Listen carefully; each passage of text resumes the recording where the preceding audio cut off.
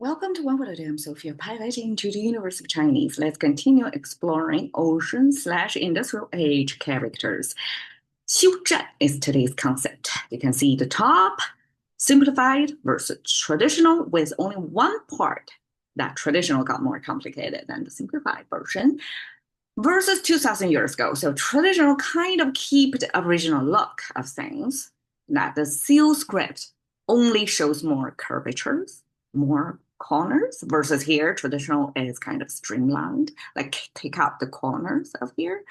But we're going to examine, go all the way back as much as we can to find out what's the origins of what's the original intention that these concepts in our lingo was created.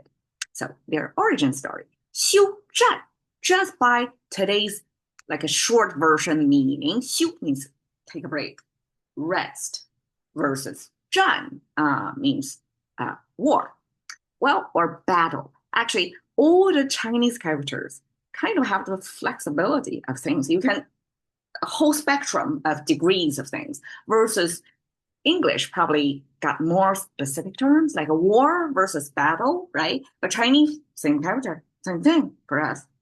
All right.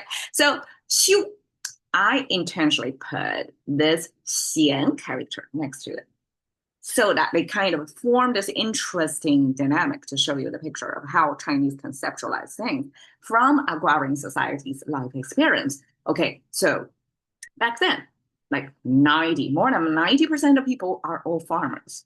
So even if the intellectuals who actually are literate, were literate back then, came from rise above their, I guess, their social class or their profession as farmers, were people who, I guess, mostly from the rich family and who can afford private tutoring so that they can went to national exams and become part of the ruling class or the ruling apparatus, that you can become the chief communicator or the chief judge of on a local scale, or however scale you rise up the rank, right?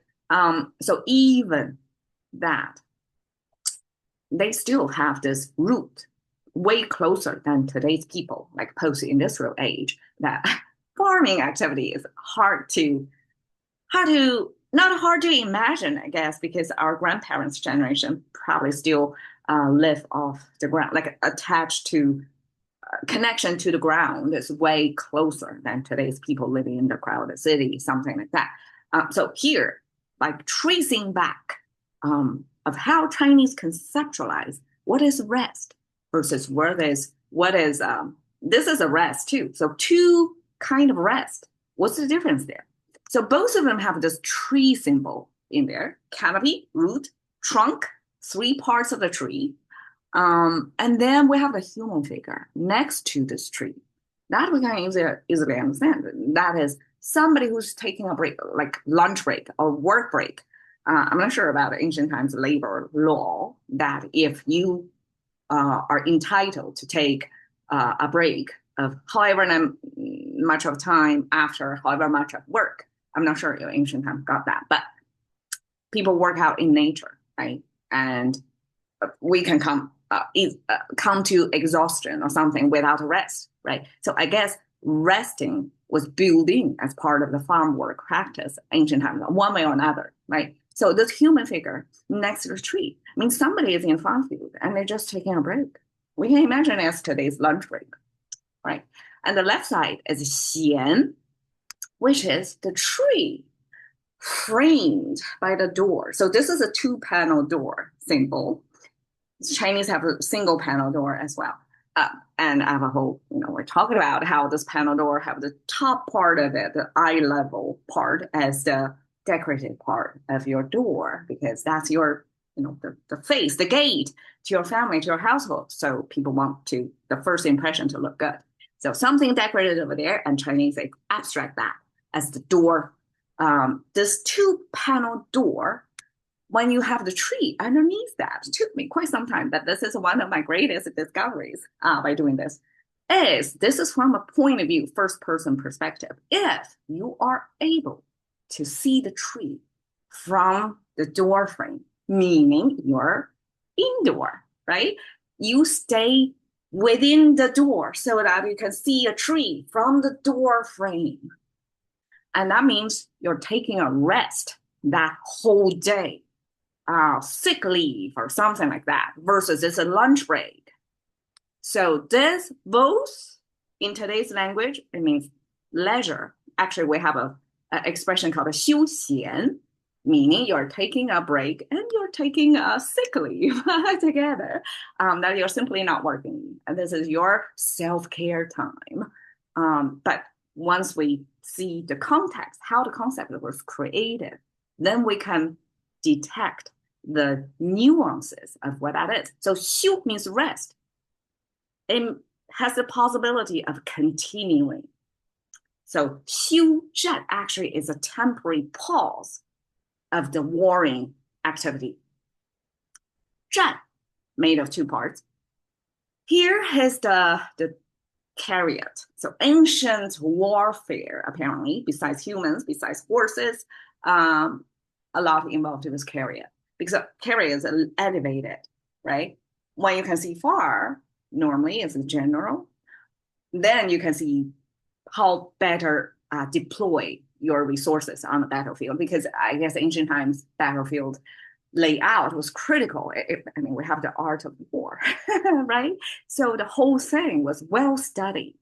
Not only have the resources, right? Humans, warriors, you have the carriers, but the layout, the timing, all critical, all talked about in the Book of War. And so this carrier, this general standing on top of the carrier with two mouse symbols next to it. So mouse symbol came from the pot, cookware, with the two handles. And even today, we get rid of the handles, but that's the originally how the mouse symbol was created. And eventually get like disassociated with the food, the cookware, more associated with the diner themselves, right next to the cookware. So we use a proximity kind of transfer the meaning as the mouse symbol. And two mouse next to this carrier, supposedly the general standing there, they were the communicators on the battlefield because different parts of the battlefield need to coordinate and they have to get from the same single source of decision makers. And that's what I pieced together.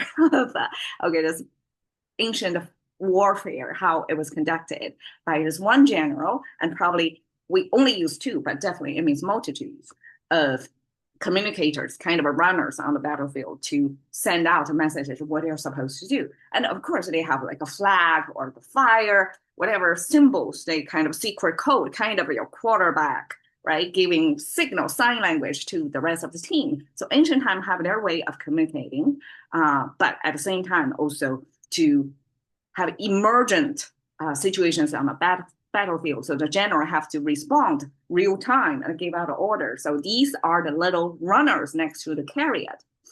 And now we have the general image. And then the right side is the spear. So that's the ancient battle, I guess, battling weapon. So that's obviously before the invention of the gun. And that's probably the most lethal thing people back then came up with. And I like pieced together, after research, the best imagery for me is the spear with some sharp metal thing bound toward the very end of things. So to make it a long spear so that you can kind of stay away from the enemy, right? You don't have to be body on body, kind of wrestling. Well, I mean, one before it came to it. But then you can have the metal pieces so that you can swing or something. The metal is the cutting part, like the fatal part. The wooden staff is, the distance creator. So this is the ancient battle weaponry. And you have both the warriors and the brain of the warfare, two parts combine the war imagery. And as I said, Chinese doesn't distinguish the level of war. We use the same character. We have the brain of the war and we have the body of the war. The warrior and the general combine the imagery of what war is about. And rest war is a Chinese way to say truce. And that's just about it. And I just noticed this little pack of things. I don't know what that is, but Truce. According to Unsplash, when I searched for Truce, there are several imageries of this two-hand trying kind of, I forgot what, maybe Raphael's painting of this god and human reaching out and with a hand thing. And lots of people try to replicate that. And this looks like two individuals' hands, both of them got hairy hands. So I cannot even say it's a gender war. It's probably a drug seller versus the addict. And they have a certain transaction, and I don't know why that explains truth. So sorry for the bad picture pick today, but you get the idea. Truce means for Chinese, resting temporarily the war, actually. Thank you for your time. See you another day.